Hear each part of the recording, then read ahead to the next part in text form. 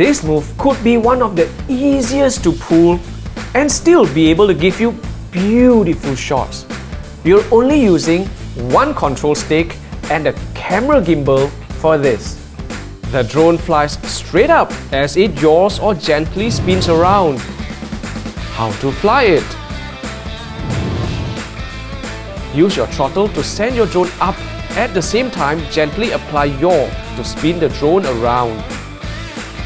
If you're looking to level up your drone flying skills with an instructor, well, at WolFang Digital, we run drone flying courses. All our classes are conducted by professional instructors with years of experience as drone operators. Book your personal one-to-one drone flying lessons with just you and your instructor.